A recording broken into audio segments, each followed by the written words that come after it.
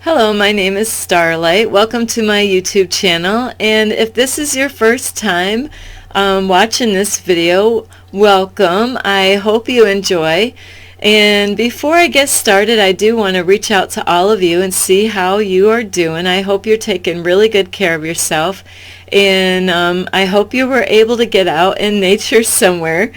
And, like I got out, I didn't stay very long outside. It was really cold out today in my area. I don't know where you live. Maybe you got that beautiful weather that I'm waiting for. And anyway, before I get started, I do want to give you some information. I did put that in some other videos, but I don't have it in all videos. I am working on other YouTube channels. I'm going to have other brand names, like one is Starlight Cleaning, and of course with that word cleaning in there means that there be some cleaning going on.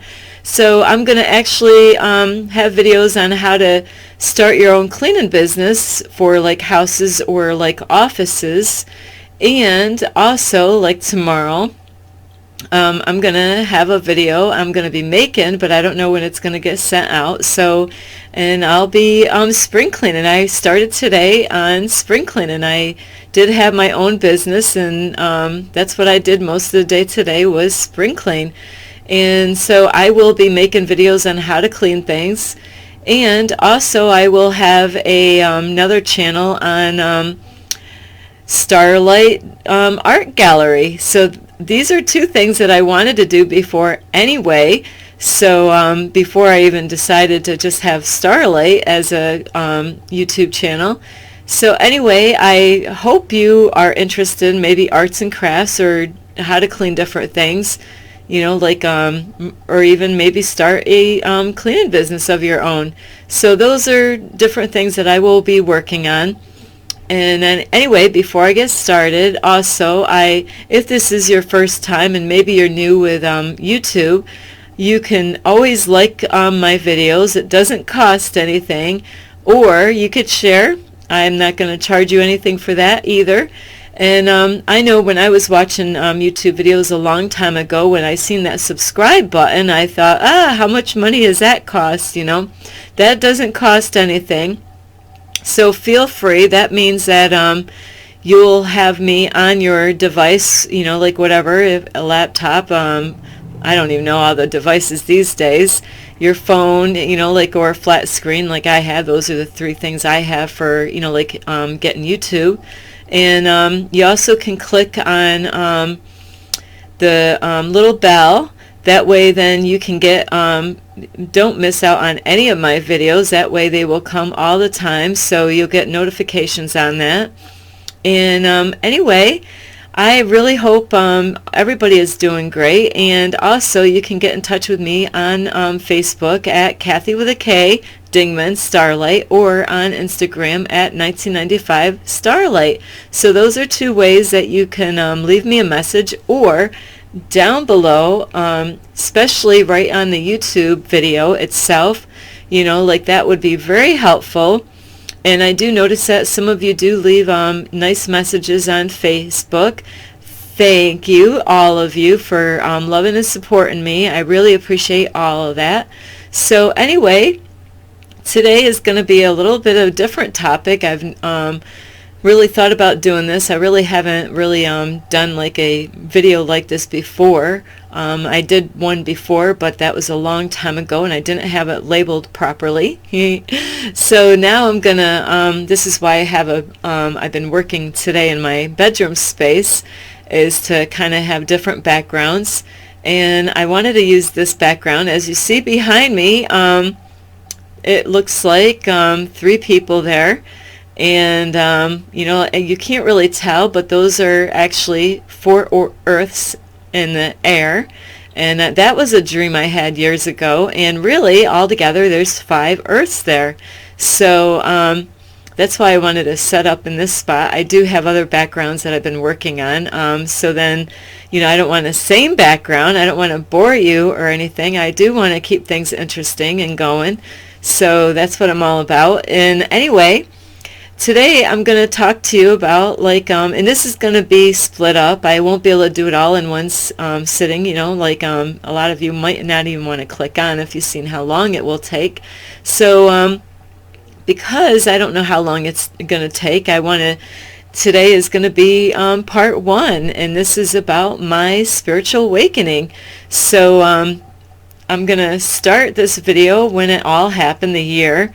And, I do have some dates. I'm going to have to find what month this was. So then the next time, I did not do that today. I was a busy little bee cleaning today.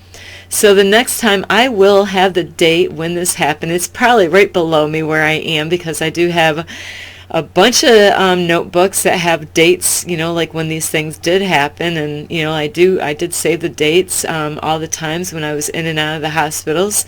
And a lot of times it's around a full moon when all this stuff happened, or eclipses. So it all started to me on my spiritual awakening, which I didn't know what was going on with me. Really, it took me a long time to figure out what the heck is going on, and my daughter was a witness, to what was going on. She's the only one that understands me, except for a really special friend out there. So anyway, is not 19, but 2016 is when a lot of things were happening. And a little bit what I want to kind of touch bases on what was going on. I really believe this is really important, what was going on before 2016. Well, for the longest time, my world was upside down for years. Before even 2000, it might have been like about 2012, all the way up until 2016. My life was really, I went through a lot of horrible things, just trying to survive. And I was homeless throughout that time, living in my car, and I moved a lot, and I was trying to have my cleaning company, my business or whatever. And then I moved into an apartment, and this is before the hospital event. And what it was is I was living at a beautiful house, and I lived downstairs, and there was a tenant that lived upstairs. And it was a nightmare, really. I can't express how this was, is that I was being harassed by a female. I don't think she was on her medications or something. I was trying to make things look nice on the outside where I lived when I moved in. I'm like that. I seen there was a lot of garbage around, so I started cleaning up. And then one day I already asked the landlord for permission, and I knew she wasn't going to care, but I cleared out this whole area, made it look really nice. And there was a big, huge pile. And that girl flipped right out when she came home and, pounded on my door. But anyway, I don't want to get in a long story about that. I was in and out of the police station making reports on this girl. Caught her outside my house pounding on my door at something, I don't even know what, 6 or 7 o'clock in the morning, when she flipped out. And seen what I did outside. I was trying to make the place look beautiful. I wanted to actually take all the weeds out and put wildflowers so I could look out my kitchen window and look at all the beautiful flowers instead of a bunch of weeds. That's all I was doing. And she totally flipped out. So anyway, she caused a lot of stress, so much that I had to get in contact with the police officers a lot of times, and my landlord. And no matter what I did, it was really bad. It got to the point that I had to tape my windows shut, because she kept on going around the apartment, spying in my windows, watching me, being a stalker.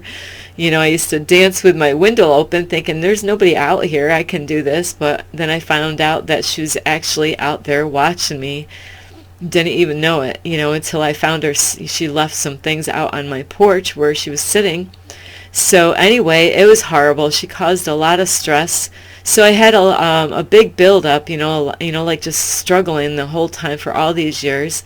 Then I finally, needed to move. And so I did. And the thing is, when I moved in a place I did not want to go. I didn't want to go to this place, but I was so desperate to get away from her that it was the worst place that I could ever picked. And because there was a lot of people, and I just dealt with her for like, my maybe about 9 months of just hell, really. It just was a horrible nightmare with her. And I wanted to be her friend. I thought we would have had a lot in common, but man, it did not work. And so anyway, so I moved to a smaller apartment. It was really small, and the rent was about the same, but I had to pay my, it was, different on the bills and stuff, but it was the same price, but a smaller place. I didn't have a storage outside. I couldn't do a garden outside like I did. So really, and I wasn't out in the country like I was, this place I really wanted to stay there, but I couldn't. So I ended up moving in a smaller place, and there was like a whole, I don't even know what they call them, but downstairs there might have been like 6 apartment flat, and then you had to climb upstairs to get where I was, and I was in apartment number 9. And so I lived in this small place. I'm quick when I move in. I get it all unpacked and all set up and all that. I don't mess around, so it was already decorated. And so anyway, I ended up having an appointment. And be around this time, though, I have to say I was getting numbers a lot, like 1111, 1010, all these numbers popping all over the place. And so I was like, what the heck is up with these numbers? 1010 was happening, 1111, 1212, 222, 333, 444, 555. I really didn't get, like the 666 on my phone, or the 777 or 888, all the way up to the 9. You couldn't really get those on your times or anything like that, but mainly from 1010 all the way up to 555. I was getting all kinds of numbers, and I started looking those up online, wondering what the heck is especially 1010. I got that because I cleaned at those years. I had my business still for cleaning. And so I would arrive at people's house at 10 o'clock, and a lot of times, I would start my cleaning in 10:10, or later on 12:12, 11:11, and then on the weekends at home 10:10, 11:11, 12:12, like all over the place, or in my car, like all over. And so anyway, I was looking up those numbers, and the apartment where I lived was smaller than I really wanted. It really was, the kitchen was, let me think, yeah, it was smaller. The living room space wasn't so bad. My bedroom was tight, and the bathroom was really small, So I felt really squished up, really. I really didn't feel like I had the space that I needed. For me personally, I need space. I've been used to being in houses or, apartments, wider spaces and cheaper rent, so...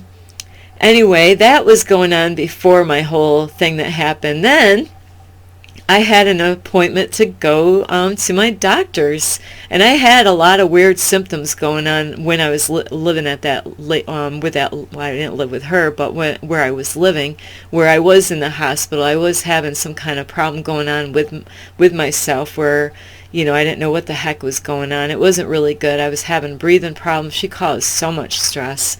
I had to put up my webcam, and she wasn't allowed to be on half of the driveway because I talked to the landlord, and it really she kept on going on my side, just purposely trying to mess with me, and, so it was horrible.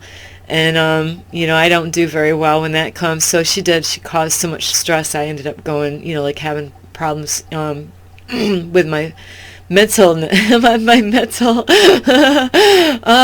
she was rocking my world. And so anyway, I went to a doctor's appointment, and on my way there, I did get a call from a family member. I won't say who. And anyway, I had Bluetooth at the time on my or I might have just had my phone hooked up or whatever. Oh yeah, I had a lease car at that time, and so so I did have the Bluetooth, so I could talk, without using my cell phone, because I don't do that. I don't, it's not my thing. So anyway, one of my relatives was calling me up and stressing me out. I was kind of running late, and I had to go. I was trying to make it to my appointment.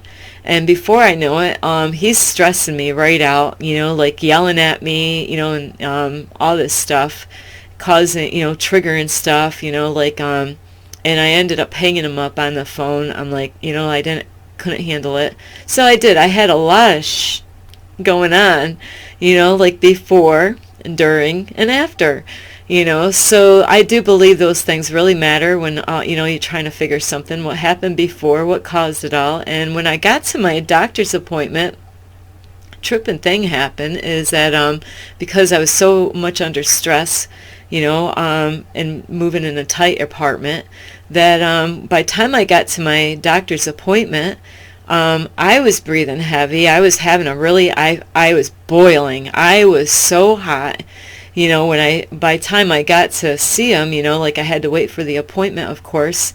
And so anyway, I get to I loved my doctor all this time. He was an older doctor. He knew something, though. He was studying me for years, wondering about me. Like I knew this, through all the years. I've seen him for a long time. And so he was picking up all kinds of information about who I was and all this information. And, there's times I had to take medication from him before. And so anyway, he finally, I get to see him, and I'm in I finally made it into the waiting room. And I'm boiling. I'm ready. I'm really ready. I'm serious. I was ready to take my clothes off. I was so hot. It was not that, it was an early appointment. It wasn't like it was 90 outside. I wasn't hot because of the temperature outside. It was in like in the morning, like 11 something, or, like it wasn't that hot out. So something was happening with my body and stuff. And then the weird thing is that I don't know what happened, but I was, like really, my heart rate and all that was going crazy. I was breathing, and I was very hot and sweating, like, I was so close to taking my clothes off. And anyway, out of the blue, I shut my eyes, and I couldn't open them up. They were locked shut. And nobody knew what was going on with me. I didn't even know. All I know is that my eyes would, I feel like the universe was, doing this purposely to me, making my eyes shut for some, I don't even know why. But my eyes wouldn't open up, so it was all dark. And the hospital was right across the street, which was called it is still there, but St. Mary's Hospital in Amsterdam, New York, United States, and so that's where I would go a lot of times. If I needed to go to the hospital, I would go to that hospital a lot of times. And, so they said, hey, do you want us to call an ambulance, But the hospital was right across the street, really. And I didn't want the ambulance because, and my doctor said that he would bring me in there. I thought they were just going to bring me in there to get some blood work done, find out what the heck is wrong with me, why I can't open up my eyes, why am I sweating, why is my heart rate going crazy. And, like I was under a lot of stress, so anyway, the two nurses said, well, we can actually walk you across the hospital because it's, like it's right across the street. They were letting me know, and they were so sweet, and I remember all this stuff. But my eyes wouldn't open up.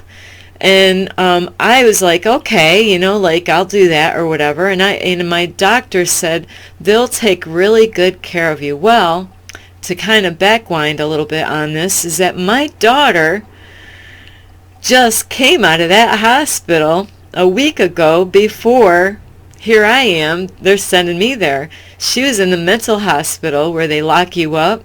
She had problems with her head, a lot of pain, so she went in there for help voluntarily. She wasn't forced to go in there, so she should have been able to get in and out whenever she wanted to. She volunteered to go in there.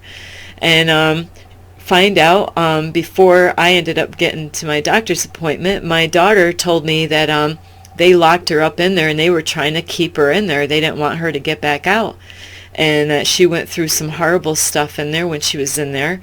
And so really I didn't want to go in the mental hospital because my daughter just got out. My doctor knew this. I already told him this. I told them before when I had an appointment that my daughter was in there and she went through abuse in there. And, she went through some horrible stuff and they were trying to keep her in there against her free will and all that stuff. So anyway, I just thought I was going to go get some blood work done. And so the nurse and the two nurses, arm in arm, they had me. And so they were walking me out. And I was totally blind. I couldn't see. I was scared out of my mind because it is scary.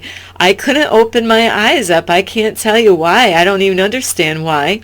So I did. I felt like a complete blind person going from seeing, I made it all the way there in my car. And it's amazing that I made it there, because here this was going on. So it was a good thing that I had that, like I was going there and didn't have to go anywhere else. And anyway, they're helping me across the road. And it was scary because they have a walk area. So then drivers supposed to kind of stop and let you go by. And when I heard the cars, they sounded really loud, like I couldn't open up my eyes. They were glued shut. And so everything was scaring me. They're like, they were telling me there's a step, I didn't even know there was a step, when I was getting out of the building. And when they crossed me, it was scary. So anyway, they get me into the hospital. I don't know where I'm going. I can't see nothing. My eyes will not open up. They're glued shut, and so they're going to get me registered in the hospital. So they sit me down at getting some things checked out, as I'm sitting there to get me registered. They're asking me all these different questions, and I still wouldn't open up my eyes. Well, I didn't know it until later on, is that there was another man that was, he seen me, I couldn't see him. I found it out later, is that I don't even know where he lived, but he walked a long distance. And I'll explain why I say that. So where later on, he had a callus. That baby, I'm not kidding you, whoopsie, was like that big on his, it was a water callus or a water, whatever, I think it's a callus that they call it, but that was inside of on his leg, on his foot, with the boots that he was wearing. I don't know if it was on both sides of his feet or what, but that baby was really huge. I seen that later on when I was in the hospital. And, so he walked a long distance. Like, I believe the universe set this up for both of us to meet. It's kind of weird, I have to say this. And anyway, they were getting all the paperwork and my insurance, all set up with all that, making sure I'm all okay. So I'm thinking they're just going to get blood work done. Well, nobody told me that they were sending me to the 3rd floor at the mental hospital. So that is when I was able, finally, to open up my eyes to see where I was. And I never was in one of those before. Never. I never had to go into a mental hospital. And here I am. Now I'm locked up, and this is because the doctor sent me there. And it was supposed to have been voluntary, because I was volunteering to go in there. And so I did. I went through a lot of horrible stuff at this hospital. They didn't have anything for you to do. Be lucky if you had a TV. So it was a horrible trip because what they were doing is they were triggering the patients in this hospital. The staff, they wanted to trigger the mental patients, the people that whatever reason they were in there, they wanted to trigger you because they wanted to keep you in there. That was their way of, the doctor and everybody was making money by keeping you in there. I had like Medicaid or Fidelis insurance.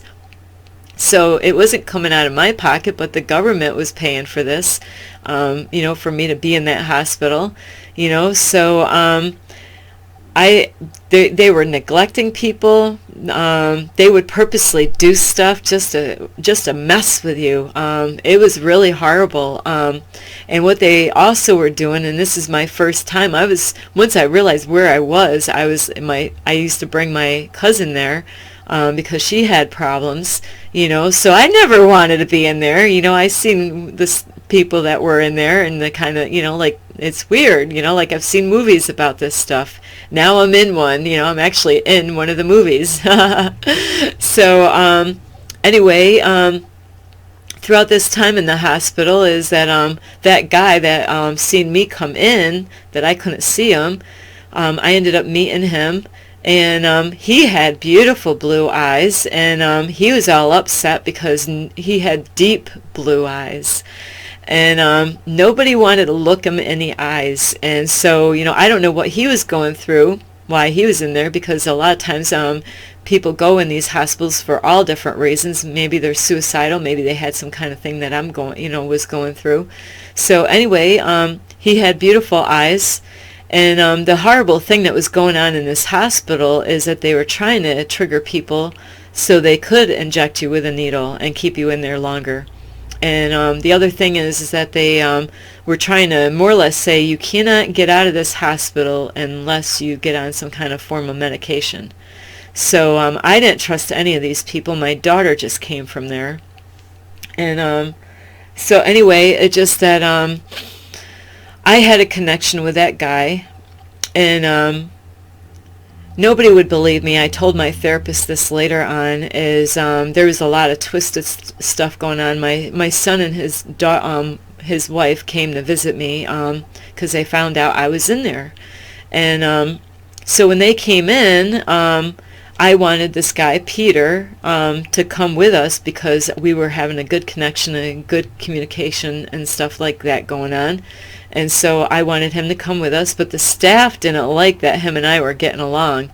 They didn't know what we were up to. So they didn't want Peter to go with me, with my family to talk. And I said, no, I invited him to come with us. I didn't have anything to hide from him, So the staff were really kind of out there. And anyway, around that time, the reason I had to mention this, around this time, while I was visiting with my son, it was kind of the worst time that they have visitation, is around the time that you're going to eat dinner. So I don't even know how many days I was in there already, by the time my son and his wife came in, my daughter-in-law, So anyway, I stopped talking to my son so I could go get my dinner. And what was odd, like there's something about me at the time that I feel like I was at a higher frequency. I don't know how to explain this, but like I felt like I knew stuff. Like I knew stuff that was going on that wasn't supposed to be going on. Like I knew, like I could read minds, like very strong in that sense when I was in the hospital. So after my son and my daughter-in-law left the hospital, I went to go to the tray in the cafeteria where everybody's, like if people were running late, like Peter, he already went and got his tray where the trays were. Well, for some reason, they had my tray right where the medication is, behind the glass window. And because I didn't see my tray right where everybody else's trays would have been, that's where they always have it, the days that I was there, that's where the tray, your food would be. And a lot of times they actually would call your name and you would go up and get your tray. Or you could go up and get your tray and just find your name on your tray, so then you don't grab the wrong meal. So something inside my head said, do not eat that food. I did not want to take any of the medication in there. I didn't want nothing to do with the medication. They did get me to take one, that it was some kind of liquid form that you stick under your tongue. I don't know what that was, and I didn't, after that I didn't want to take anymore. And so something like a gut instincts, I'll say, was telling me, do not, there's something wrong with this food, do not touch it. And I'm like, I am not freaking eating this food. So Peter and I, everybody else was already eaten, so then Peter and I, we sat at the same table, And he had a good, I mean, they fed you good in there. I got to say, they had a menu, and I mean, like, it really kicked ass, you know, because it was like, wow, you can order this, all you can eat pretty much. So not like other hospitals. This was you definitely would leave full. So anyway, Peter was a good-sized man, not fat or anything, but he was big. And here he's, you know, just chewing down on his food, enjoying it. And I just sat there and I told him, I'm like, they put something in my food. I am not eating this. So what I did is the only thing that I would eat was anything that was in a closed container, you know, the juice or the milk, you know, anything in a closed container. Whatever it was, maybe it was fruit in a cup or whatever, but it was a beautiful salad. I love salad. Oh, and it was so hard not to eat that salad. I didn't want nothing to do that salad. And it is kind of weird what happened after. I have to tell you this because this is a true story here. I almost got to end this too, so I'm going to end at a good point here. So anyway, I told him that there's something wrong with it, and he didn't care. Peter didn't care. He wanted my food. He already was eating a lot of food. I couldn't believe what he already ate. And I'm like, and the nurses, nurses, but a couple of the staff that were passing the trays out, they were watching everything that we were doing at this table, you know, like they were freaking checking us out big time, you know, and that made me really believe that they definitely had something in that food that I didn't want to eat. And so anyway, Peter starts eating. I mean, he's pigging out. I'm like, you know, he's a guy, you know, and I'm like, wow, he's really hungry, but I'm thinking, I don't want to eat that food. And the nurses were watching. And I'm going to cut it short, though, so it will be a good way of ending because it's going to be too long, you know, because I got to get to the rest of the story. But he was eating that food. That's where I'm going to end right there, is that he was eating that food. Now, you're going to have to come back and find out what happened after he got done eating my food and his food. So you have to come back for this. This is a true story. I'm not shitting you. I'm not kidding you is what I said, YouTube. I am not kidding. This is a true story. I'm going to write I already I got some other stuff written down, but I do have notes on this stuff. I'll never forget what happened, though. It's all in my head. So anyway, I'm going to end this video today because it's almost 40 minutes already, just to build up on this. So I will try to send this out. Maybe tonight. I'll send this out tonight. So then it's going to be a couple days before you get it. So anyway, I hope you like the first part of my spiritual awakening of we're going down in the rabbit's hole here. This is going down the rabbit's hole, and you know, you're gonna be surprised what happens next in this story and the rest of the, you know, the other stuff. This is only a part of the story that happened when I get to those guys back there. So this is gonna be a trip, and I'm not on LSD right now. I'm not. So anyway, like this video, please, and subscribe. Like I said, it doesn't cost you anything. Just boink, push the button. That way you can get more videos from me. And also the little bell, you know, like I don't have that yet here where it will ding on my video. But so you can get notifications, and all this is free. You can even share, you know, and if you do want to leave a comment down below on the YouTube video, that would be really appreciative. But on Facebook, you can do that too. Any message I would love to receive. And I'm sorry to end you right at the high peak of the story in the beginning of it. Don't worry, I got lots more to go with this. So anyway, I do hope you enjoy the first part of it. And I hope you're taking good care of yourself. If you want to contact me, you can find me on Instagram at 1995 Starlight, or on Facebook at Kathy with a K Dingman Starlight. Anyway, I am teasing the heck out of you all, and so you'll have to be back for part 2. So I don't know what order. I'm going to have a little mixed up on YouTube. I'll probably have another video, and then, part 2 will be coming out soon to a theater near you. So anyway, I love all of you. You take good care of yourself. This is Starlight. Love and light. Peace.